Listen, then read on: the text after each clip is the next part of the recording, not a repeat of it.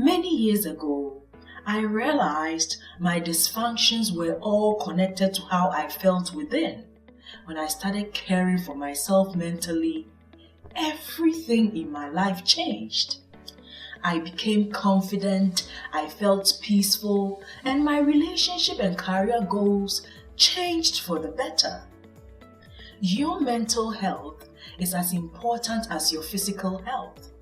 If you eat the right food, it produces healthy results for your body. So is your mental health. So in this video, I will take you through 7 steps that will help you take care of your mental health.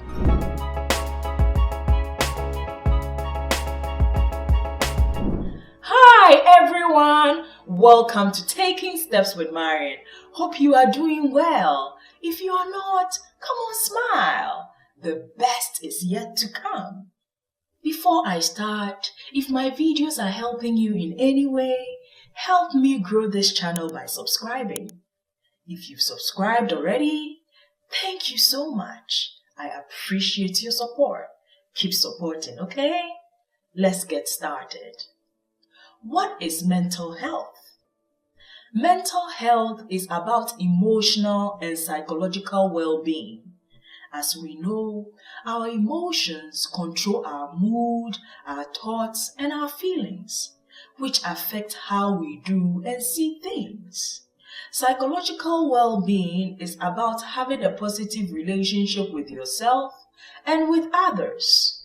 So the state of your mental health is determined by your emotions and the relationship you are having with yourself. That being said, let's go through the steps to take care of your mental health. Step 1. Check how you are feeling. Are you feeling hurt, sad, tired, peaceful, or angry? Do you feel alone, lost, happy, or anxious? How are you feeling? If you feel happy and peaceful within, that is very good for your mental health. But if you feel hurt, sad, tired, angry, or depressed, you have to do something about it. If not, it can have a negative impact on your mental health. So check how you are feeling and make note of them. This step is very important because you can't care for yourself if you don't know where your feelings are at. The next thing to do to care for your mental health is to acknowledge the story behind your feelings. Behind every feeling, there is a story. There is an incident that led to you feeling the way you feel. Acknowledge your story by accepting that this incident is why you feel the way you feel. For example, if someone lied to you and you feel hurt, that is the story behind your hurt.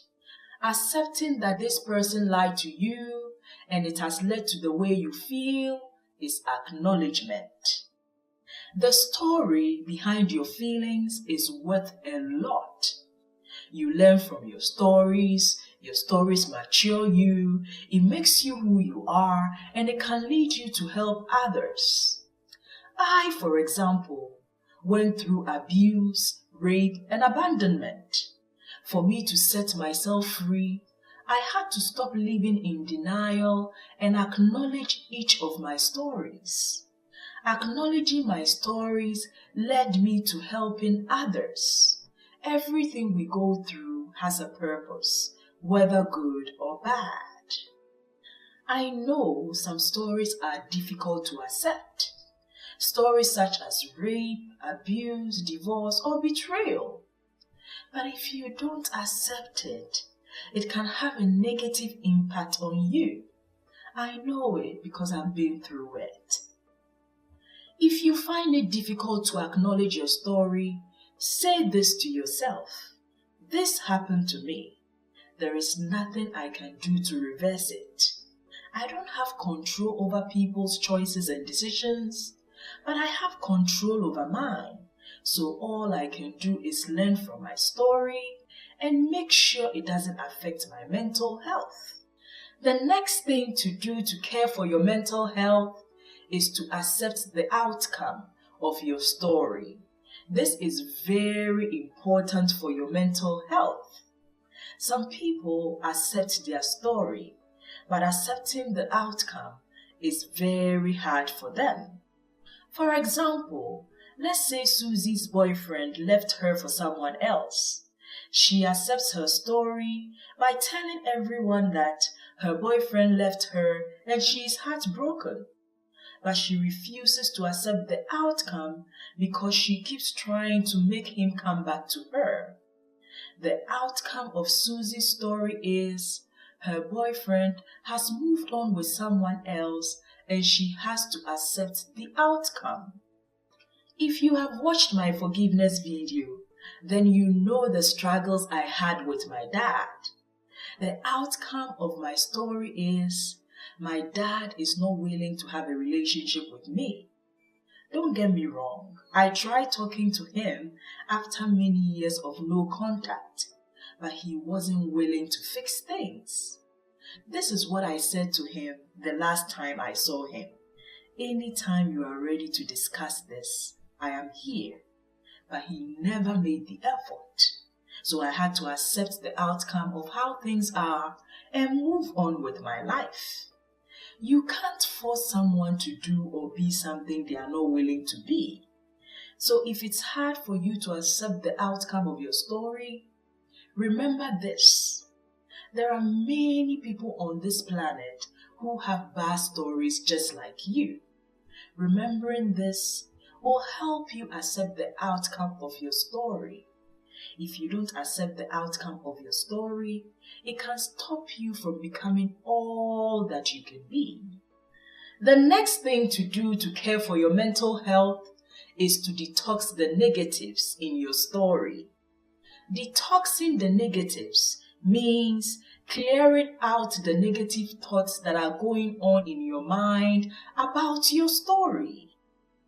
You may think it's your fault, you should have known better, something is wrong with you, or you are unlikable. That is why this or that happened to you.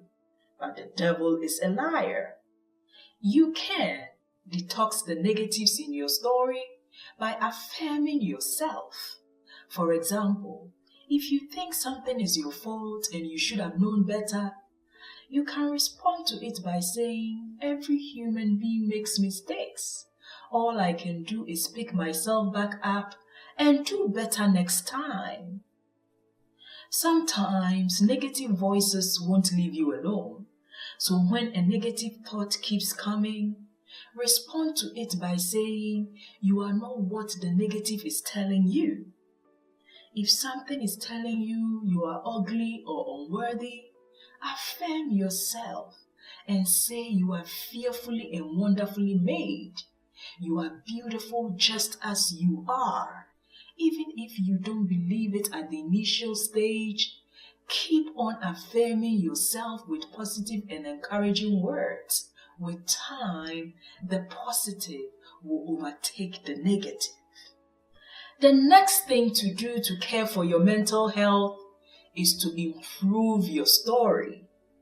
Whatever your bad experiences or your stories are, take steps to improve them. If you made some bad choices or mistakes, you can improve your story by taking steps to do right the next time. If you hurt someone, improve your story by apologizing for what you did. If you were raped, abandoned, betrayed, or used by someone, of course, you did not have control over it, but you can improve your story by letting go and learning from it. If you let go and learn from your story, it gives you the courage to help others who are going through the same thing. How do you let go? I talk about this in the video showing on the screen. I will leave the link below as well. Sometimes the negativity we carry is not even about us, but because we don't know, we carry them for too long. Also, when we are going through bad experiences, we tend to overlook the good in our story. Although I was abused and abandoned as a child, I had few people in my life who loved and cared for me. That is the good in my story. So I held on to the good, and that changed my life. Focus on the good in your story by taking steps to leave the negativity behind. Improving your story will give you peace and joy. The next thing to do to take care of your mental health is to set and practice healthy boundaries.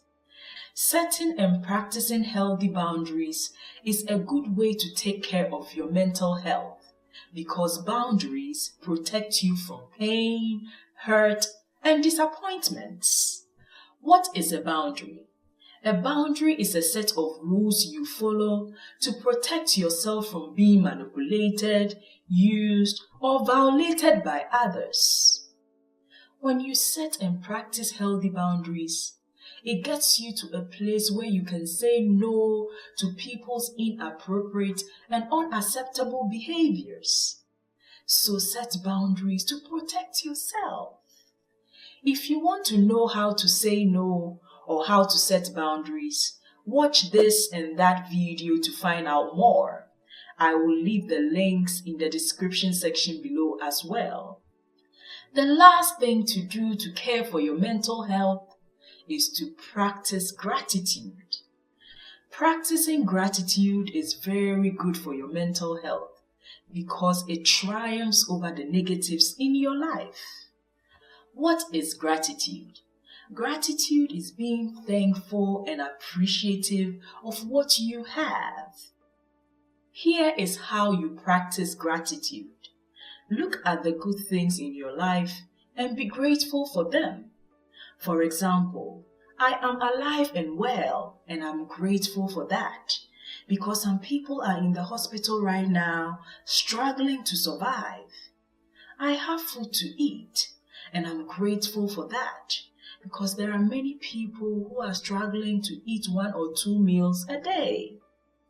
You may have a house to live in, but you may not have the job or the career you wish for. Of course, it's important to work towards getting what you want, but you have to be grateful for what you have as well. Because if you look around, you will find someone who wishes to have what you have. Sometimes we focus too much on what we don't have, so much so that we don't realize the good things happening in our lives. Focusing too much on what you don't have can take you to a negative place. Practicing gratitude gives you joy because it makes you realize how good you have it.